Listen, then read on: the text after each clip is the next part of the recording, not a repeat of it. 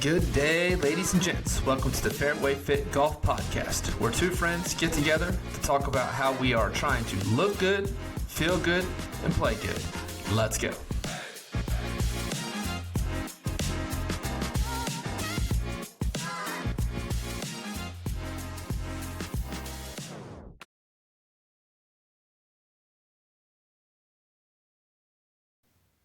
All right, welcome back, Fairway Fit fans. We are back, Season 3, Episode 2.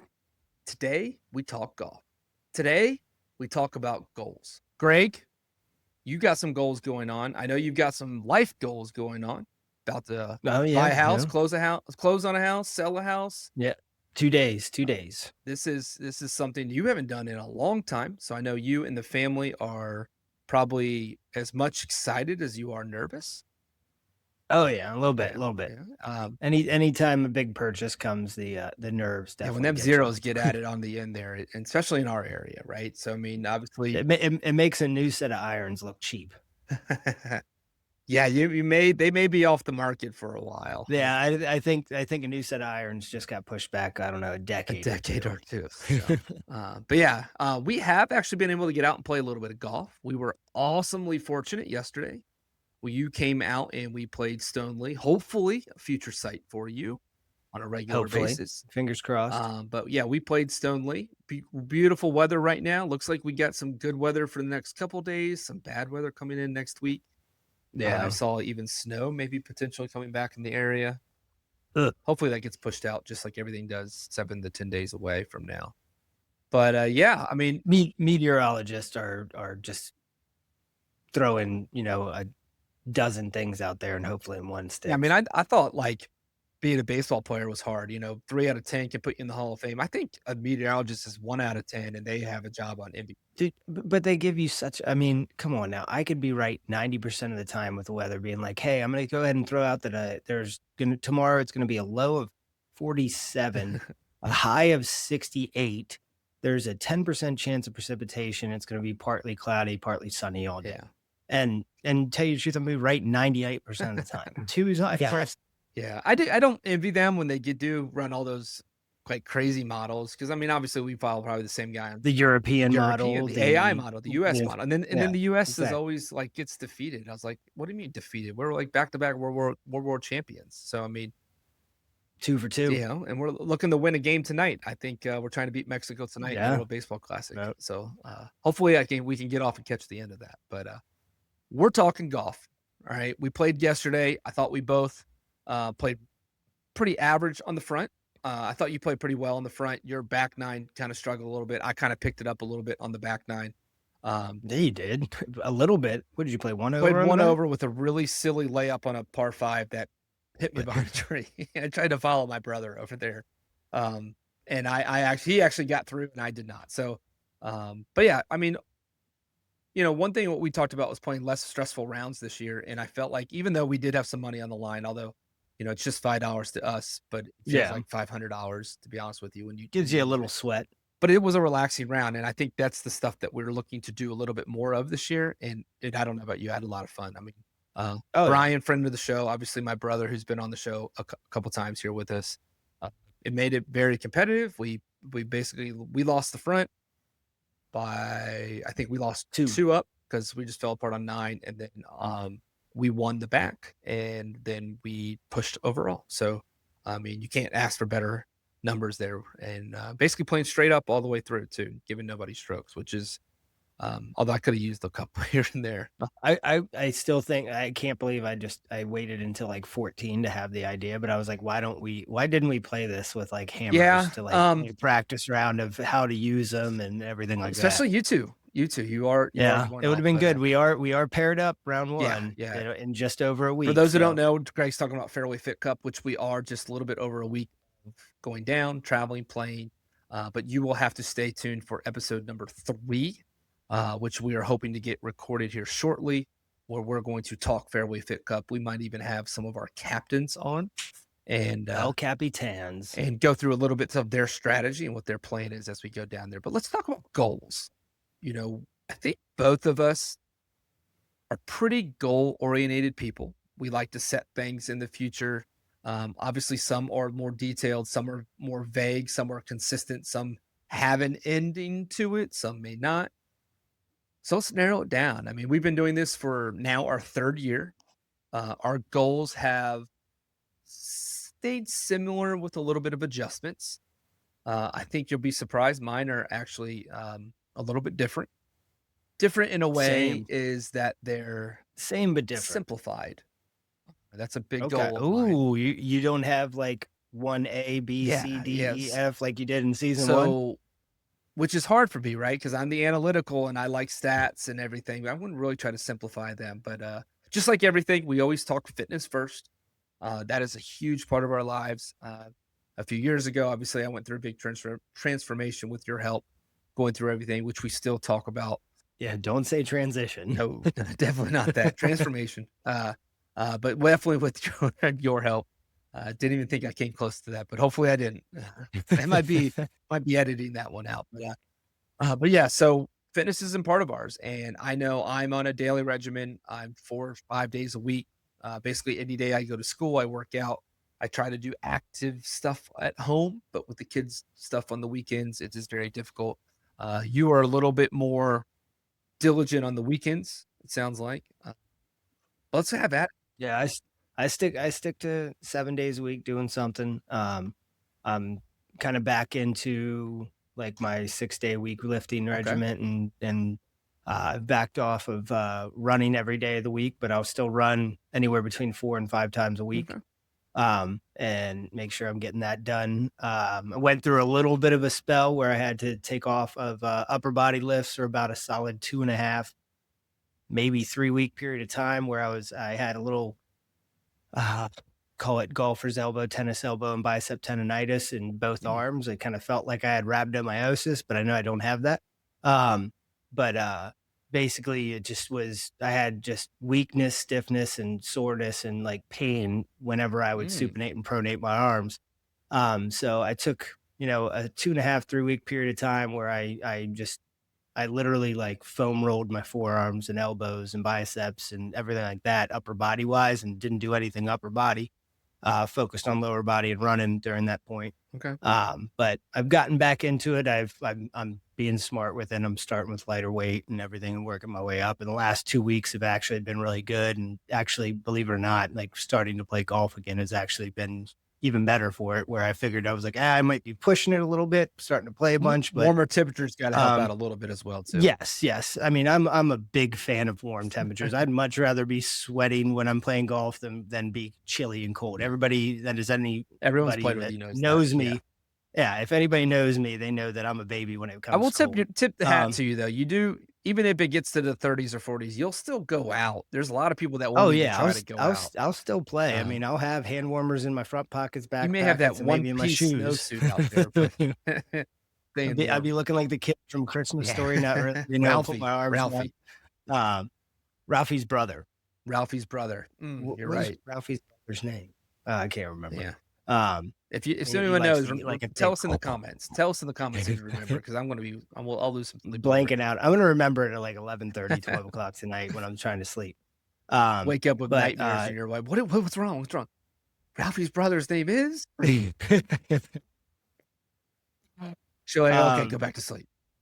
but like I like to keep a regiment going.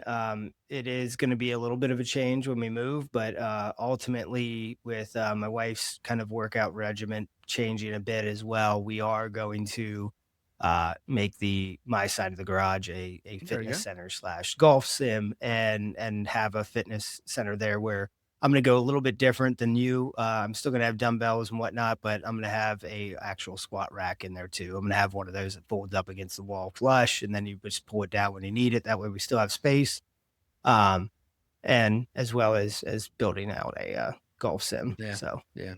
It'll get tight, but I thought I was gonna be able to fit all that in there as well, but space ended up going away rather quickly. But like I said, I haven't seen your garage. luckily, Laura's car is pretty small, so Yeah. it'll be on one side I of the mean, garage. And it could stay outside too. It's just a car. It's just a car. What's more important, right? It's just a car. it's true.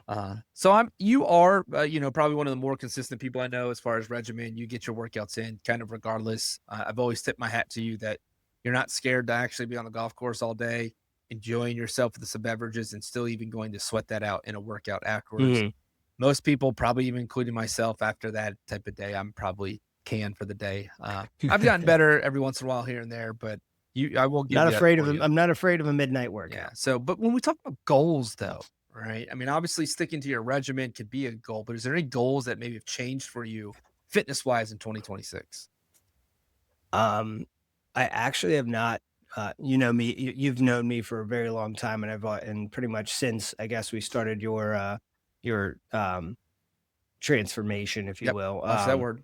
It was always a one. It was a yearly goal that I would basically focus on, and since I hit my last goal, I've been thinking about a lot of different type goals, and I haven't really landed on one single goal to focus on. Okay. But one thing, like I talked to you a little bit ago, was more so to just be nice to myself every once in a while. Like I think that like when I set those goals and I have to do something every single day, like I end up just like forcing myself to do stuff. Like hell, I mean, I went for a jog the day after my vasectomy Yeah. because I was on a yearly streak.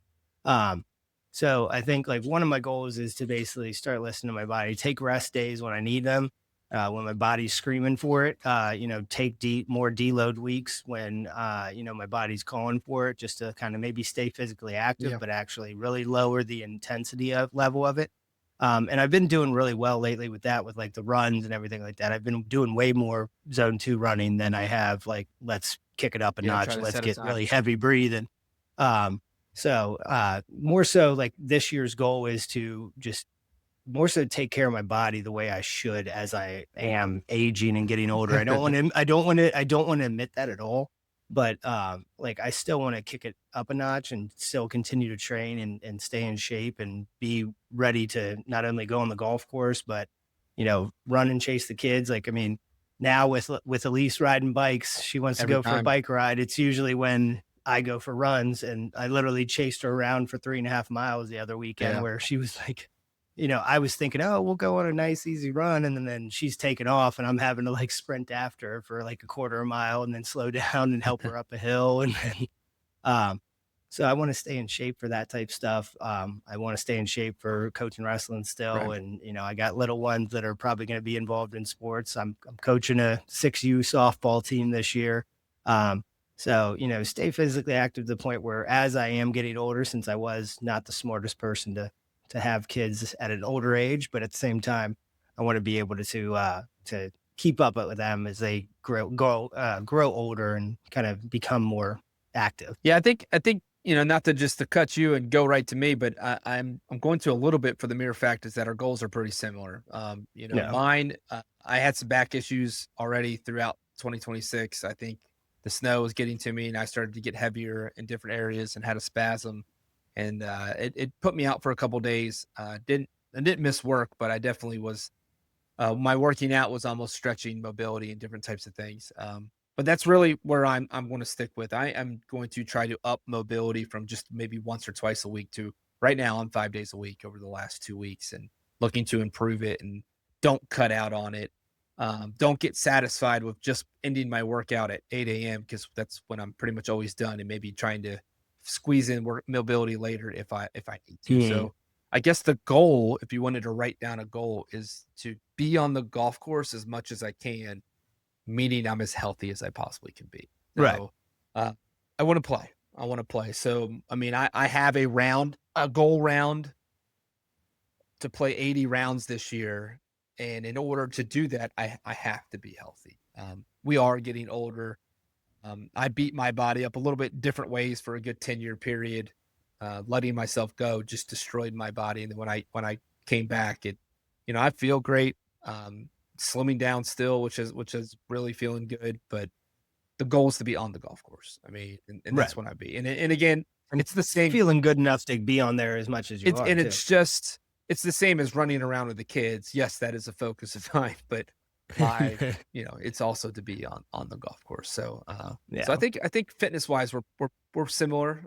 Be a little smarter at times. I have a half marathon that I'm running. I haven't really trained for that. Yeah, But I figure I can still run 8 miles on a whim. So I think that I could probably just gut out the last 5 or so. It's just one day. You'll be fine afterwards. I mean, we did 30 in one And day. So. the only problem is we may be just hopping in the car and driving home afterwards from Delaware. So that's going to be a Delaware's painful not too drive. far.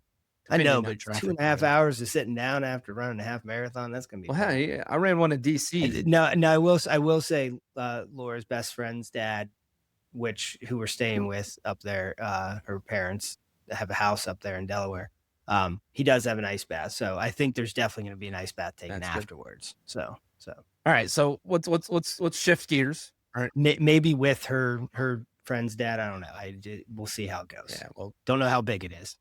transformation, not transition. Just remember that. Yeah, there you go. Transformation. All right, so let's shift gears. Let's get to the golf. I mean, obviously, it is the first part, right? We are fairway first, and then fit second. So, I mean, they go hand in hand. But let's talk golf. I don't know. After Sunday, I might have been rough fit. 2 holes, I was maybe playing for the 2 rough. or 3 holes, 2 or 3 holes. Other than that, it really wasn't as bad. I thought there was a lot of good strikes. There was a lot of good. bad There was a lot of good. That, I will say, and I know there's a couple times you tried to mention things to me. Brian and I, my brother and I walked, and you and Brian rode. When I'm walking, I don't actually pay attention to other people as much, like, because it's get my bag on and go, because it's a little bit of a pace of play. Control your breathing. So definitely up this side of the mountain there. Incline that's at a 7.0 on a treadmill. And I know there's a couple was like, did you see that? And I was like, no, I didn't see that. I'm sorry. I was like, my bad. And then I tried to watch, and then I chirp in at the wrong moment. I'm like, yeah, I'm not the guy today. The guy today. So, but let's talk golf. I broke mine down to 3 goals, and I did actually post my goals on my social media account back in January, kind of when everybody else did. I posted a video that showed my 5 goals. Obviously, being healthy was 1, playing 80 rounds of golf was 1, but my other 3. That seems low to you, though. So 2 years ago, I pushed into the 90s. Last year, I was more into the 65, 70 range. So were you? Yeah. Why did I think I thought you were always over 80? Now, okay. I feel like with the sense. kids just getting so busy. I mean, we're on 7 teams this spring. Good Lord. So, it's just a lot. Now, luckily, one of the teams is Tyler's golf team, which is made up with 1. So I get to help and join him. So he needs a coach out there, so I get to at least go play with him when he does that. Yeah. So, first one, I want to break it. I want to break par. Right. I went into last year. Solid goal. I went into last year. I wanted to be par or better. I think I did it. I know at least twice, maybe 3 times. I think 3 times. And so I want to break par. I want to see. I'm going to get greedy, and I want to see a 6 in front. And I think I can do it. Oh, a 6. I want to see a 6. Okay, so not even just a 5, 7. I mean, if the year gets crazy, I'll go find some par 70 courses. But I want to see a 6. I think I can do it. I think I got to put 18 holes together. I think you saw me yesterday. I just eliminate some silly mistakes. I think I'm right there. No, your ball striking's crazy good right now. For where I am, normal. You can tell you've been hitting balls every day of the winter. I say school year. The more I am in the calendar year, I'm ahead of the game, and I'm hoping to do that. And then obviously, I said the 80 round one, and then my last one is I want to make more birdies.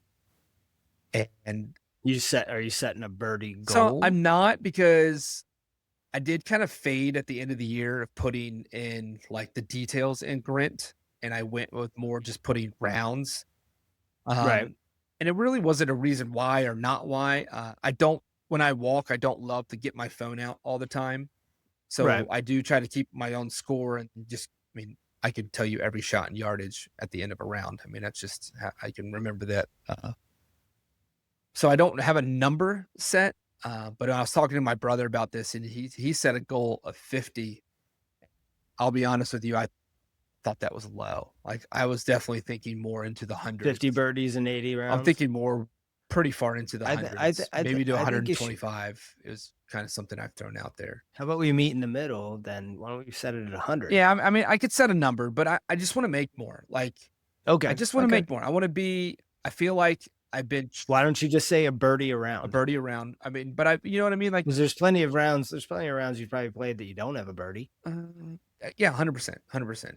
But I feel like in the last couple of years, I've tried to play more course management and played away from pins a good amount.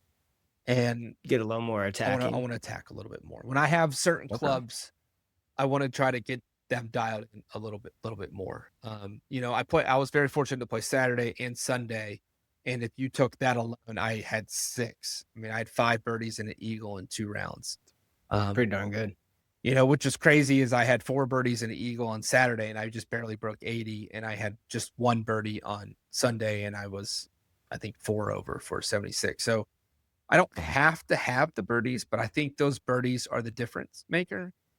And I think when it comes down to it, to make more birdies, I need more birdie looks. And since I've worked really hard on ball striking, repetition, getting the reps in, that's what I want to do. I want to have more birdie looks. And if I can clean up the greens and just keep getting better, I think I can accomplish it. And Yeah. I mean, obviously I got to make birdies to shoot and under par. I will say you're on a difficult course to make tons of birdies, but Um, at the same time, like it's doable. yeah, so Just those greens are hard to putt on. Brian and I talk about it all the time. There's pin placements per hole that are a shot and a half different. Okay. Depending on where a pin placement is, that makes the whole I can shot see and a that. half harder. Like that's how hard some of the pin placements are. Like 4 top right. Yep. I mean, making par on there is a phenomenal score with that. Yeah. Back left is another tough one there. I actually think we had the easy one and we all came out with bogeys. So I mean, that's a tough Yeah. one in general. But like I said, I almost snuck in a par, you but did. You did. You were I think the closest to do that.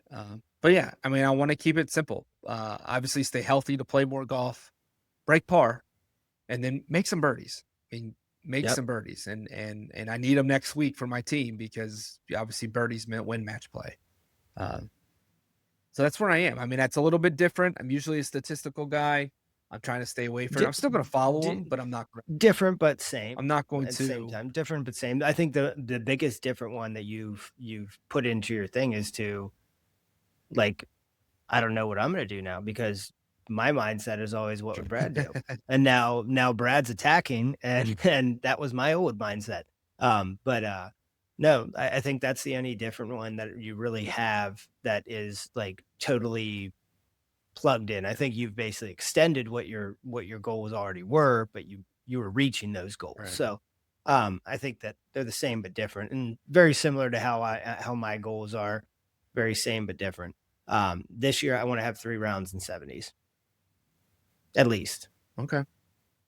I had one last year. I had one in the last 3 years, I guess you could say.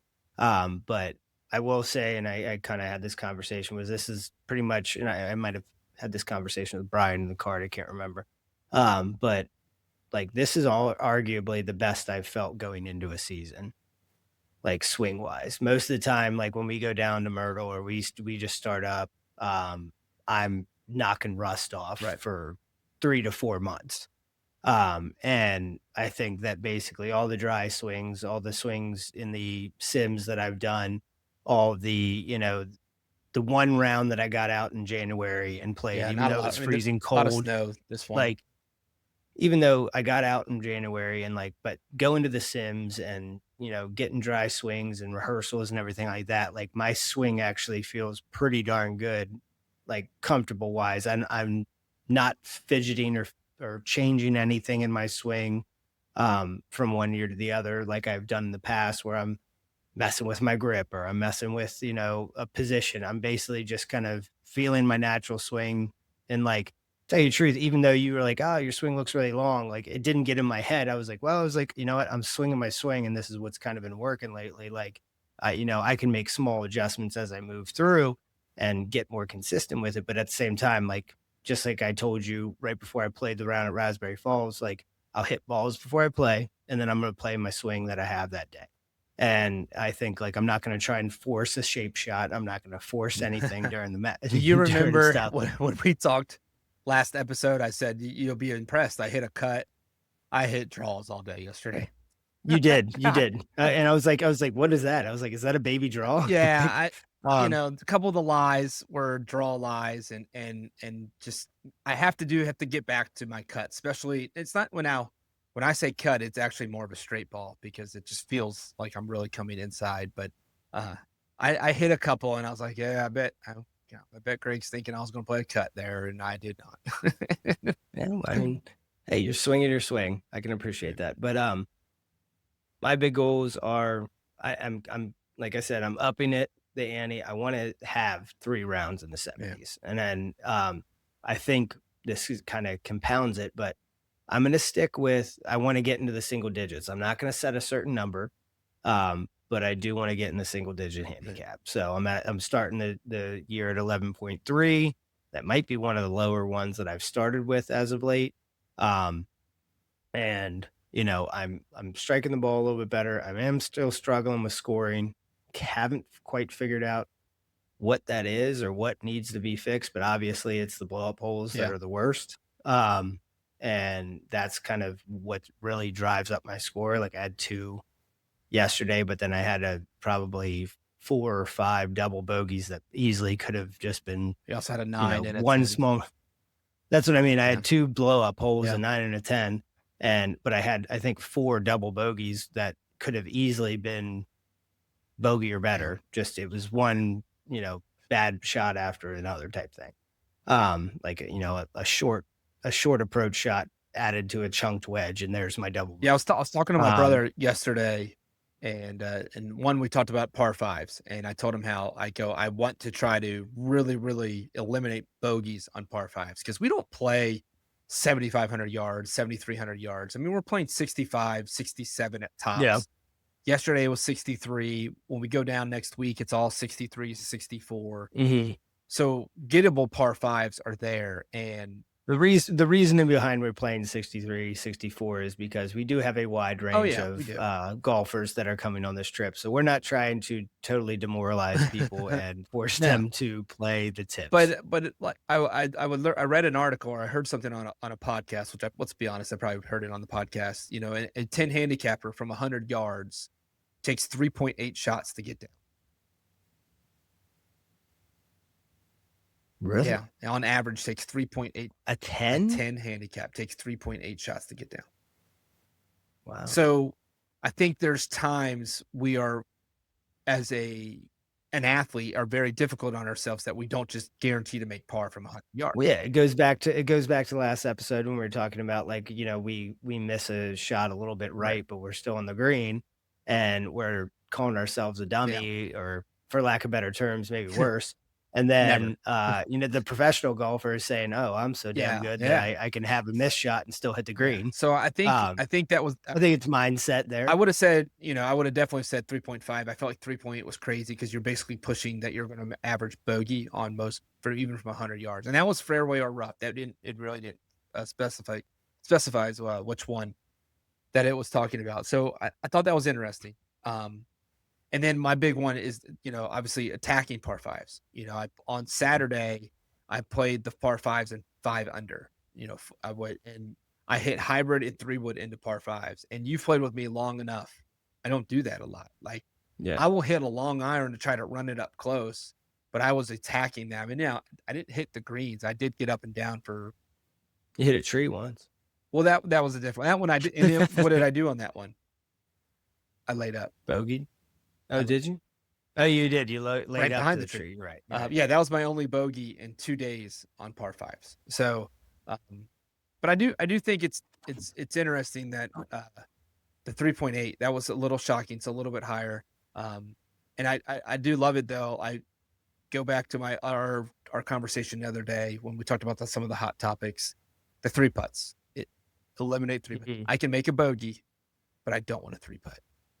I think if even you ask a good friend of the show, Brian, who we played with yesterday, I think a couple of his bogeys were 3 putts, and Yeah. those are demoralizing. And he is a good putter. I mean, that is Oh, yeah. he drives me crazy because I think inside 20 feet, he's always giving it a good look to go in. And he works hard on his putting. He takes a lot of office calls. I always joke that he's on a headset, although he swears he doesn't do headset. The Yeah, Madonna. and knocking putts in at the same time. So, uh, not to put you on the spot because we didn't talk about this, but if you had to make one goal for me and I had to make one goal for you. Wait, I got one more goal Oh, though. you have one more go. I thought we were there. Okay, what you got? I gotta have my third goal. Mine very similar to your attacking par fives. Last one, eliminate the blow up holes. Yeah, Like I'm not sure how I'm gonna attack that goal right now. Um, I think it's I could tell you how, but we'll get to mine. I think basically yes, I understand that. I think it's basically going to be, on certain holes, on certain things, basically going back to the thought process of what would Brad A do. little bit. Um, and not being as attacking, but I think unfortunately as confident as I am with or comfortable and confident with my swing right now as I am, I think I also have to play it safe in the beginning and get more and more rounds in it before I start actually being aggressive on everything. I think that goes down to it. I mean, obviously, you want to get a single digit handicap. You want to shoot rounds in the 70s. I think eliminating blow up holes it has to be probably that first part to get Yes. to those things. So, you got to knock out that one. I think 1 and 2 are right there. You're knocking at the door, if not achieving those midsummer. I mean, it really Yeah. could be if you get the luxury of getting out here and getting out more, you'll be there. Mm, I'll always with you, it's rounds. I mean, right. if you see the amount, I mean, I've probably quadrupled your rounds in 2 years, Oh and yeah, yeah. my handicap Because I mean, is gone I down. think I've probably only had less than 90 rounds in two Yeah, I years. would put you right at about the 45-50 range, Like basically averaging yeah, 45 or which is a so lot. Don't around. get us Now, wrong. granted, you take a couple from Jen's Cup and We're a not couple from scoring. Fairway Fit that I don't put in, but at the same time, I'm probably still sub Yeah, but 50 every but single those are year. still rounds. Those are still rounds. So back up since you said you're 3, 1 on the spot. One thing that you would tell me that I need to have a goal for, get better on, work on, and then one thing for you. One thing for you and then one thing for Yeah, me. no, I will tell you one, you tell me. Oh, I was 1 about and to 1. say, I was like, didn't I just name 3 of mine? On the spot, I would say,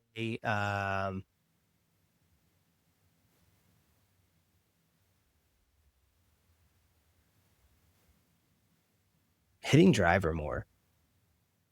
Because tell you the truth, you hit driver really well I yesterday, that's a and I sim was too. shocked when I was shocked when you pulled driver on a couple of holes that you usually never do, but, I mean, you were smoking it, and it wasn't a cut, it wasn't a draw, it was, like, almost like it wanted to just stay right in the Yeah. middle. I think, yes, you did play slightly draw basis off of Off the your tee, it was still a tee little ball yesterday, fade cut. It's the iron more. Eh, but but even a couple of them had, like, that like, the slightest baby Okay. draw that were just beautiful ball flight and whatnot, and, like, yes, you were playing that sim too, which I was like, "Okay, maybe he's got just a lot of confidence with that right now." I was like, "It's still tailor-made," but, like, They're literally 1 year um, apart, different clubs.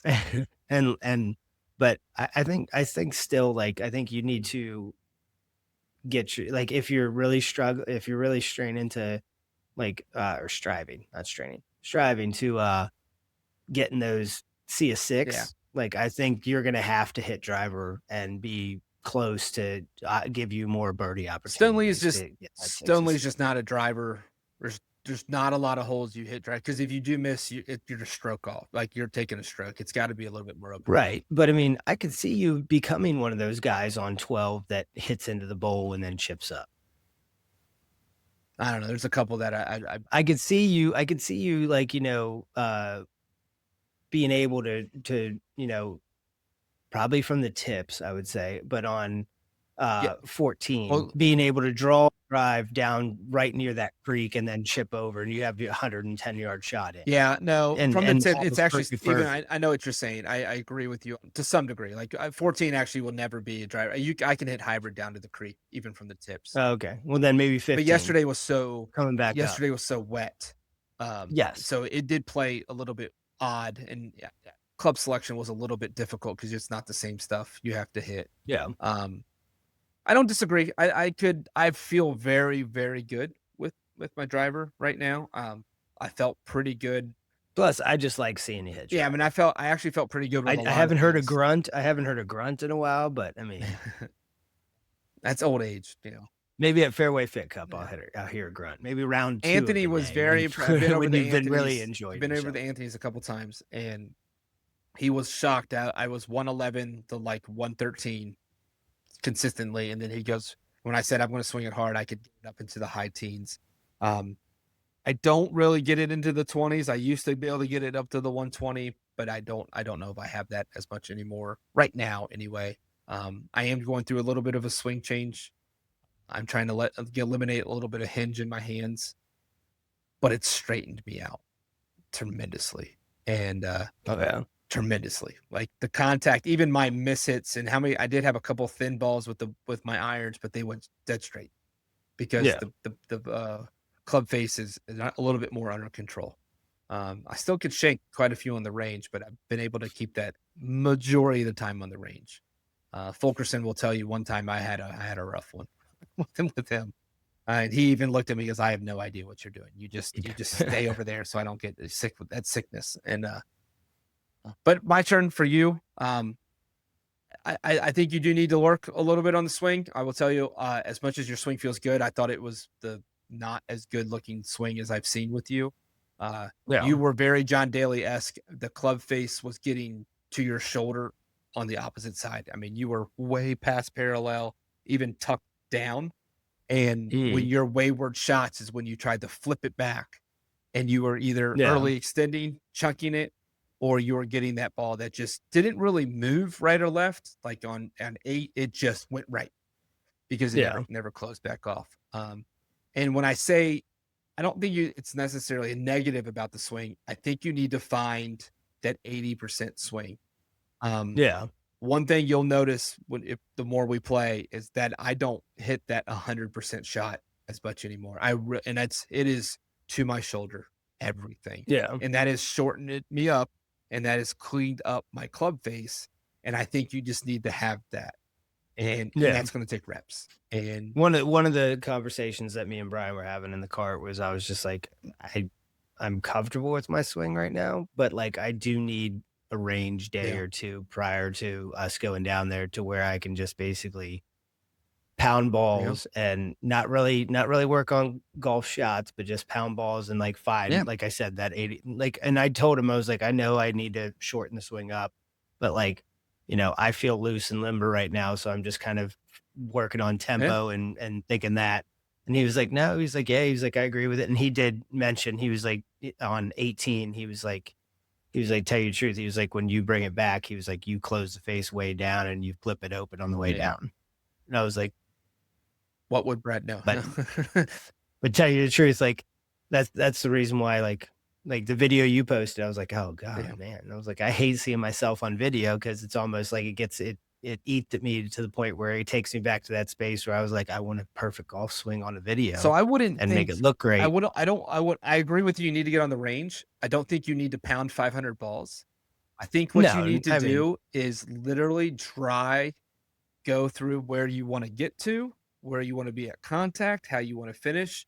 3 dry, slow, methodical, repetitive things, and then hit a golf ball, and then do that right. again, and then do that again. So in the time Hmm. my little guy who just can absolutely machine gun fire hit 20 balls when I hit 4. And I tell him Right. all the time, "Do you see you just hit 20 golf balls and I hit 4, maybe 5? You have to slow down." And I literally threw it Yeah. mechanically. Now, I had the luxury this winter to do it, and it may be a mirror type thing when you get everything Hmm. set up at the new house, just putting it out there, seeing where you get to. It may be finding the Paul's drill, it may be finding whatever that one drill works for you, Yeah. but it's being out I'm there. I'm I'm breaking the ball back out. Yeah. And I found the ball, so I'm breaking the ball So back out. brother Brian, got the one that has the notches in it, and he says it's just so much better because it just sits in your arms. Right. And I was like, "Yeah, Greg and I got the one we blew up, and we Yeah. both kicked it to the curb The twice one the already." one that the one that they have, like, Yeah, Rory, yeah. like, They all just get pushing that for, down. "Hey, can you hold this for 2 seconds?" It's Yeah. "Can you swing with this for, like, 3 seconds? Hey, take a video from over there, and we're using it for But marketing." I will say, and the same thing that you said, is that you are going into the Fairway Fit Cup better than I've seen you.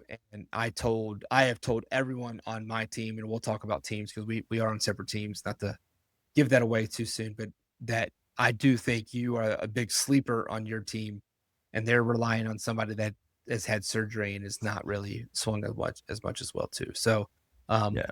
it should be fun. It should be fun. We get down there, a couple rounds hopefully before we get down there, and then we can kind of go from there and see how we're doing. So, but I definitely think all of our goals are obtainable.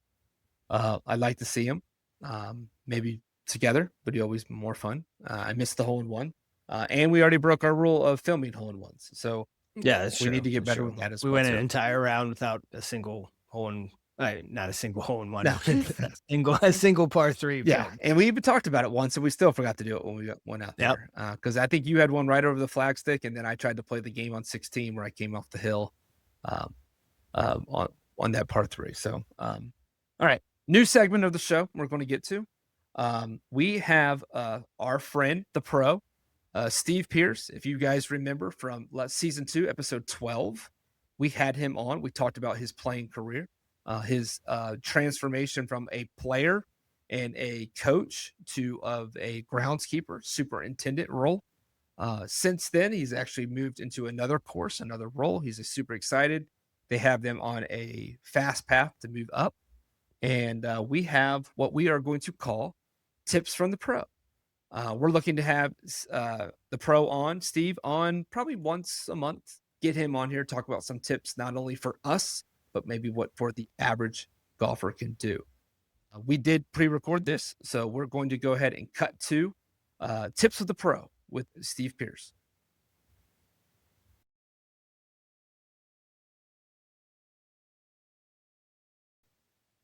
All right, Fairway Fit fans, we have the pro, Steve Pierce, back with us. If you remember back in season 2, episode 12, we had Steve. He is our first returning guest. We are so happy to see you. Steve, how are we doing today?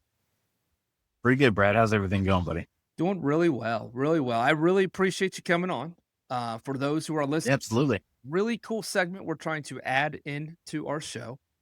As Greg and I are always trying to look good, feel good, and play good. We've got the pro here. We're going to do some tips from the pro. All right, this year we're going to try to have Steve on probably about once a month. Have him on here with us, and we are going to be rocking and rolling. So, Steve, have at it. What kind of tips do you have for us today? Well, so I think it's important, especially coming out of winter that we just had in the area, a lot of snow, a lot of cooped up inside, to get the season started off with some of the basic things that are required for golf, right? I think one of the first things I would always have students do when I would start with them, especially if it was early in the season, is we would check grip, we would check alignment, we would check stand, check all of the things that set you up for success. Whether or not you're successful at it or not, I think it's important to do the same thing every time so you can build on anything that you're working on. So with all that being said, obviously the grip is probably going to be the thing that is most familiar, but I think recently, especially if you look at tour players, it's become a little bit more commonplace for them to talk about like a grip that has the grip set into it, which I like the idea of that, especially if you're someone who is searching for a grip. You know, maybe it doesn't feel the same all of the time, or you notice that one thing has a tendency to happen or whatever. I think getting a grip that sort of helps you set a good grip, a good baseline, might be worth the investment. Maybe an old club or whatever. Now, do you think at this time, and I'm with you as well too. I know we've talked about grip. I know it's something you work with my little guy on when you have that luxury, or I have that luxury of you coming to work with him a little bit. But the big thing they talk a lot about nowadays is don't be a vanity, right? Is there really one grip everybody should be going after, or should maybe people talk to somebody about figuring out what grip works for them? Well, there is no, I would say there's no one right grip. There is the correct grip for you. Yeah. And I think the keys to finding a good grip, those grips that are already molded, they generally are either an interlocking grip or an overlapping grip. And depending on how you set it on the club, it can manipulate your hands, one way or another. What I think is important with any grip that you do is to have your palms matching. So if I'll back out of the camera a little bit. So if my left hand is turned this way and my right hand is turned this way, and I grip the club and I have this twist in my hands, I've got two opposing things working against one another. Same as the other way, that type of. So I think it's important. A good baseline way to find a grip that might work for you is to put your hands together and then sort of lock them in so that your palms are facing one another. I think those molded being grips. Being a baseball guy, grip. I talk grip with these little guys all the time. Yeah. And we don't usually do palm, but when we interlock, I always tell them to point their pointer fingers, and if their pointer fingers are pointing the exact same direction, then your knuckles are lined up. When your knuckles are lined up, you can get through the baseball a little bit better. It's probably not as perfect in golf because I do think there's a little bit more of an angle, but somewhat around the same thing. It could probably work for you. Yeah, there is. But I think, so for me personally, sort of what I have a feel for is the pad on my left hand. Okay. And this pad on my right hand sort of marrying together, and then I interlock. Okay. So even though those parts of my hand aren't touching the club necessarily as much as, say, my fingers would, or even some of my palm, that feeling of those pads connecting, that at least gives me my baseline for what and then from there, you're going to hold the club sort of comfortably. A lot of youth kids have that hand twisted way over, really strong grip. And I think for them, what's important is as long as this right hand marries that when it gets on the club. Okay. Right. You tend to not see people who are just getting into golf have like weaker grips. You see them have a strong grip because that feels powerful to them. Okay. And then as time wears on, that grip changes. But if you're coming out of the season and you're doing a grip check, which I think is important, it's the only thing that connects us to the golf club. I would say marry the palms together as best you can. You can either overlap or interlock. You can 10 finger it if you want to. Whatever is. Do you see that often? I always bring that up because a guy we play with, and I do have the luxury of playing you a lot, and we pick. Being a mechanical person, I was very analytical in baseball. We talk golf swing all the time, and we have a very good player, very good friend of ours that uses a 10-finger grip or the baseball grip. Does that? Yeah.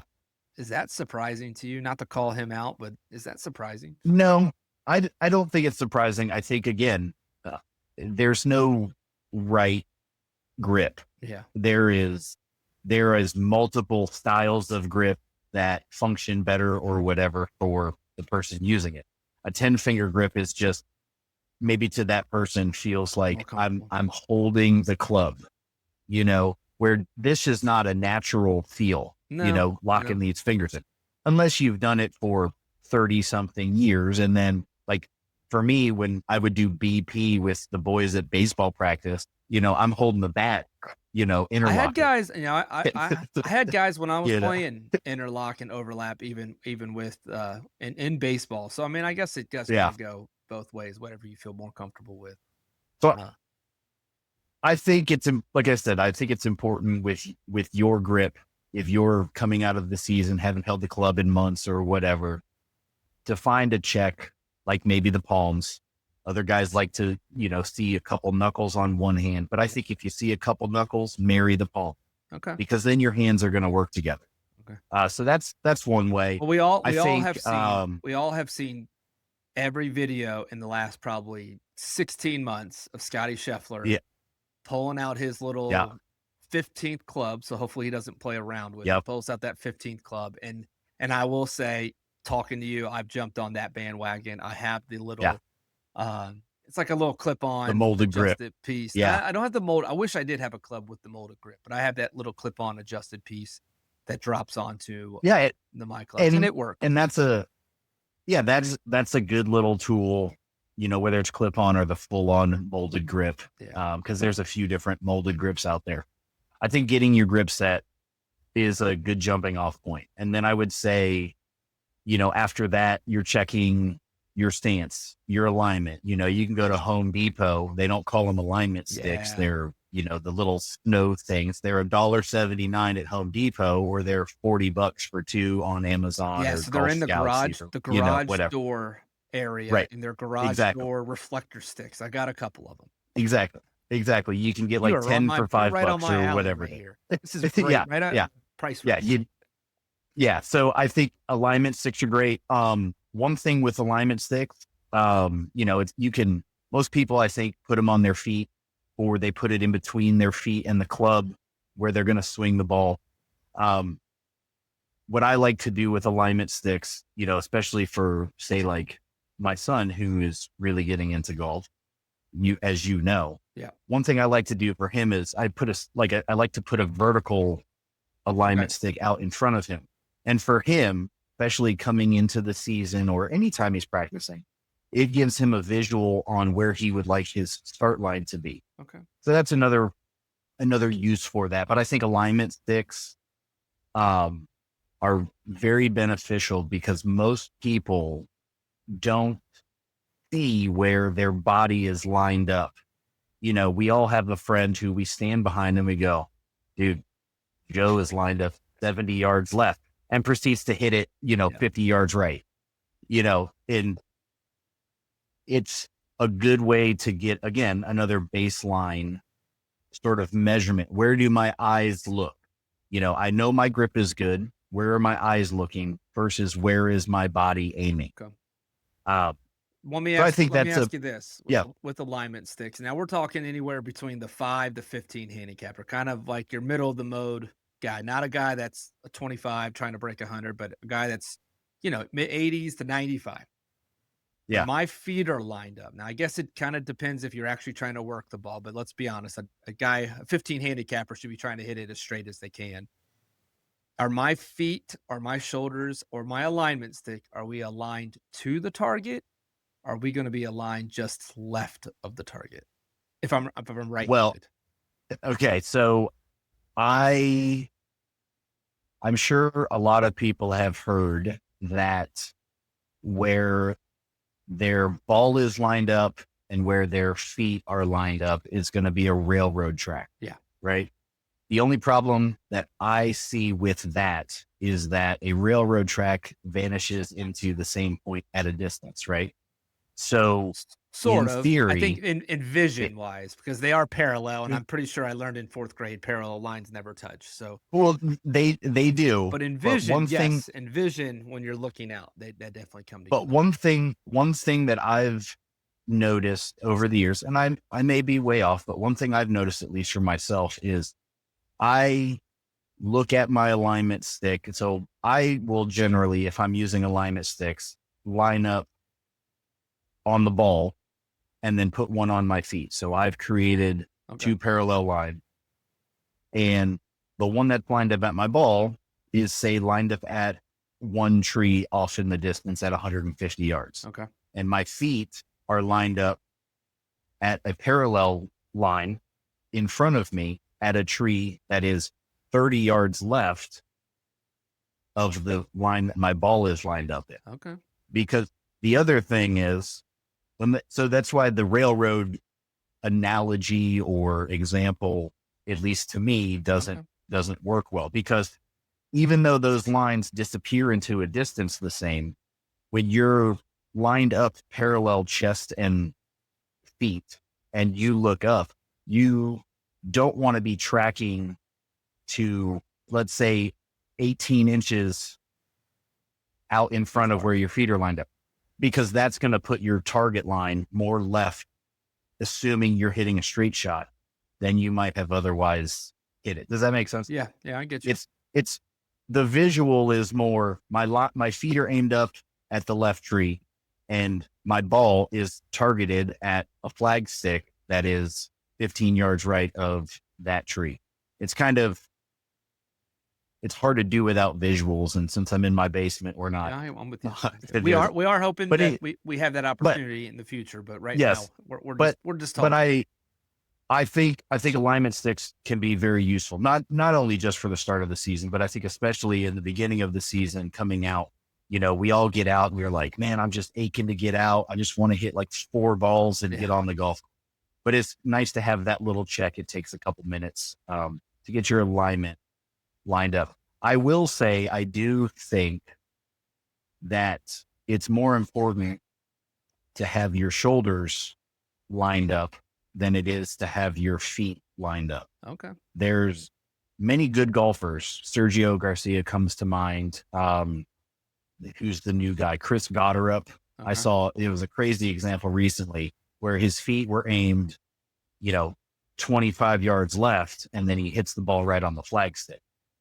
So your feet don't necessarily have to be dead parallel, but I think your shoulders, at least at address, should match the line of that alignment stick that's in front of you. The other thing you can use an alignment for, and this is sort of my third check at the start of the year because we're coming out, is we want to check our ball position. It's real simple. Yeah. If you have 2 alignment sticks, you set one down at your feet and then you make a tee. And you can either make the cross or you can have the tee, some sort of reference, and you say, here is where my sand wedge, pitching wedge, 9-iron, this is their ball position. And then here's where my 7-iron is, my 6-iron, my 5-iron. Here's where my fairway woods are. Yes. And get a feel for what your ball position is. People have a tendency to move their ball position willy-nilly. Generally speaking, it creeps too far back. Because again, that feels like, hey, I'm going to hit down on the ball. It's further back in my stance, but that's not always where the club's bottoming out. You're making the most consistent, efficient contact.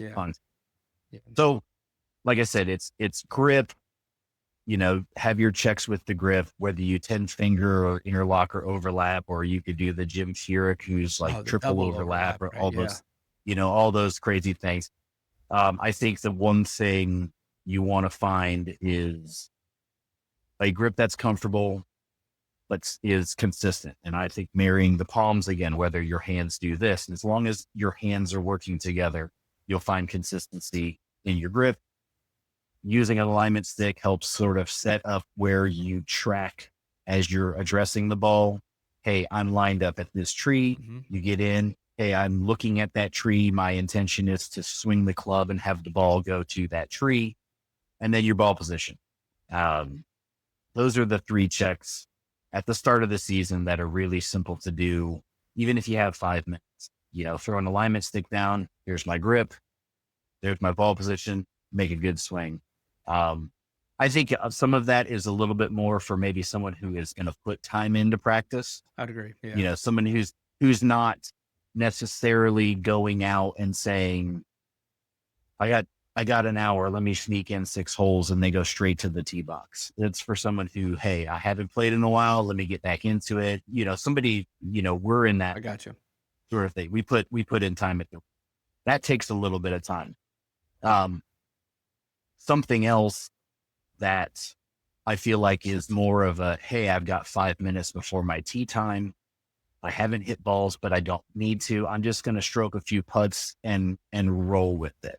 And I think coming out of the winter, unless you have a putting mat that is longer than 9 feet, I think it can be difficult to get back into the feel of putting, which brings me to another drill, and it's actually beneficial throughout the season to work on. And what it is really simple, is not actually putting to the cup. I heard this 10 or 15 years ago and I loved it. And it was, I can't think of his name right now. He's a major championship winning golf Hall of Famer, Ryder Cup captain, all these things. But He wasn't a very good player in college. His name will come to me. Wasn't a stellar player in college. Was a college golfer. Struggled with his putting, and he was on a putting green one day, and there wasn't any holes to putt to.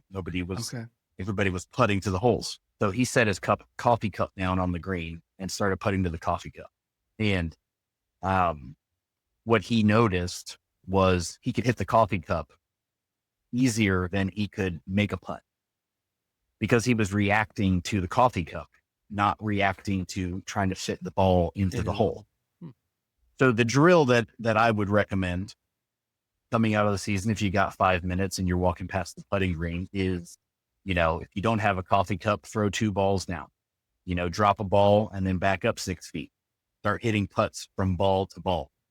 It gets you more reactionary. It's easier for you to be more positive when you putt. I think one thing, especially coming out of winter, not knowing green speeds, and just in general, not only coming out of winter, is you get on a little bit faster greens. It's hard to get the confidence with a putt. Everything is real tentative. Or if greens are slow, it's harder to respond to a slow green because, like I said, I think the thought that most people have is, I need the ball to fit into the hole. Okay. Right. I think what we would like to do is have the hole just be in the way. And I think all the best putters in the world have figured that out. Yeah. They're not stroking a putt and going, man, I hope this just gets there. They're saying, I'm going to hit this putt and the hole's going to get in the way. Yeah, I can use that help on my 3-4 footers. I like to try to just drip it in when I need to. I just need to hit the back of the cup. Right. And so this sort of a drill where you putt from ball to ball, it gives you that positive reaction. You're not sitting there thinking, I need to get this ball to the ball. You're thinking, I'm going to hit this ball. So basically, just for those that may not quite understand, what I believe you're saying is, if you put a ball 6 feet apart, you're now just working on putting a ball 6 feet. You're not working on putting a ball a 6-footer. You're basically looking on putting the ball 6 feet. So you're trying to get that feel of what 6 feet feels like. Then I can go back to, say, 12 feet. Then I know what a 12-foot feels like and go from there. So you're looking on feel, not necessarily 12-foot putts, just hitting the ball 12 feet. And what that does is that it gets your mind functioning a little bit different, where if you have that same 12-footer, but there is no ball on the ground and the cup is there, the way that we work is a little bit differently with a golf hole than a golf ball or a cup, right? We're thinking, let me get it there. Let me get it in there instead of get in the way. Where I look at this game more like golf pool. Yeah. If you set one ball up and you hit that ball, and I'll be honest with you, when I first heard that, I was like, that seems insane to me. So I drop a ball 3 feet away and I hit it. And I'm like, all right, it's 3 feet. That's not a big deal. I did it at 6 feet and I hit it again. I'm like, okay, 3 feet, 6 feet. Yeah. No big deal. Well, you get out to like 12 or 15 and you start making these positive strokes and you notice that your brain is reacting more positively. Yeah. So the stroke becomes freer. It feels easier. It's not this, hitch that you get. It's more striking the ball instead of shoveling it out there like I like to do. It's a little bit more like how I used to always describe to people, feel is the hardest thing to describe to somebody. But with putting, I've always liked to think that it is as a reactionary thing with our golf game. If you're standing 50 feet away from me and I'm holding a baseball and you say, hey, toss me the ball, I can throw you the ball. Yeah. What I can't do is explain to you how far I took my arm back and how fast I put my arm through it. All I did was I looked at you and I tossed you the ball. This drill to me and other people who I've done this with in the past is more along those lines. It's getting them to react to something they're familiar with in a way that is getting that feeling of a positive stroke. Mm-hmm. You start seeing that. And then what I like to imagine when I'm putting is that I'm putting to a ball, either behind the cup 2 feet, short of the cup 4 feet, because the goal is to make a positive stroke here and there.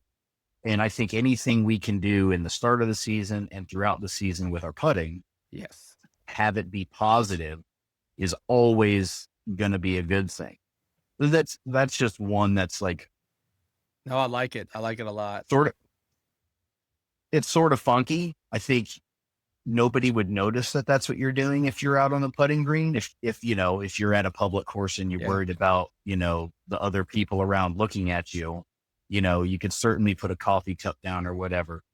But I think starting that as a part of, early season practice and continuing it on, I think for a lot of people, it'll get rid of some of that tentativeness that we have. Yeah, I mean, I think in be the a long little run, bit more positive. when you're watching people, especially maybe not on tour when you're watching TV, but people pace out their putts a lot nowadays. Right. I can understand what a 3-pace putt feels like. I've practiced a 3-pace putt. I've done 150,000 strokes with that. And so the hole is just going to be there, but that's what we're doing. Obviously, uphill, downhill, you make the read when you're on the golf course. But no, I love that a lot. So I really want to appreciate you coming on. This is something we're going to try to have about every 3 or 4 weeks. Sounds like we have some awesome. So go ahead and get your grip, your alignment sticks, and throw down that coffee cup and make some putts. But yeah, we're gonna look forward to see you in a couple weeks. Yeah, sounds good, Brad. Thanks a lot for having me on. I appreciate it, buddy. Talk to you soon.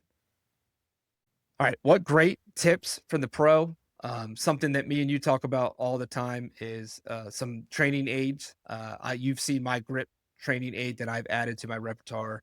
I have added one as well, and actually technically two, because that's right. You're having on the click stick has one, and then I have one that I can put on my clubs. I loved his advice on the alignment sticks, and yes, his drills were great, but that's something that I need to get better at, is using the alignment sticks on the range and actually using them properly. Because I mean, granted, we don't have true alignment sticks. Well, that's we have the thing. The cheaper knockoff. That was the best tip. At the same time, the best tip he made was go to Home Depot. You don't need to spend money. He said go to Home Depot and get those from those garage sticks. And I'm just, oh, I have 6.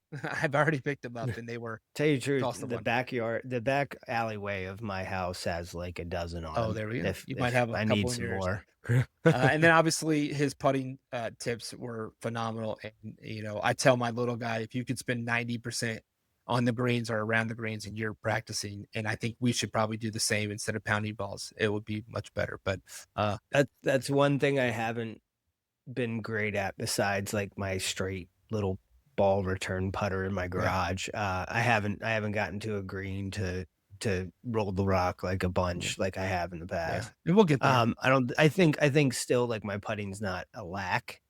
Well, I think I probably had 1 or 2. I know your putting 3 putts where I was ridiculously Your bad, putting but is good for a 10 handicapper. Yeah, but it's you get needs to get improved if I'm getting a single. But everybody does. And it's really lag putting is really what it comes down to. Lag putting's what kills me too. So when I leave it 5 feet and now I'm 50%, as opposed to that 3-foot tap in, makes a huge deal. But it was awesome. Or when I blow it by 12 feet. It was awesome to hear from the pro. But we'll have him back on. But we are going to get off here, and we are excited. We're going to be right back next week. We head to a big trip, so make sure to stay tuned for episode 3 as we talk about our Fairway Fit Cup, our 2nd annual, our 4th trip that me and you have made down here. 4th trip, and we are super excited for her. Make sure to stay tuned. Make sure to take a look. Like us on all of our social media accounts. Check us out on YouTube. Like, subscribe, follow, tell your friends. Check us out on our website as well. We did not hit as much, but we do know how to look good, feel good, and play good on the golf course. Until next time, see you then.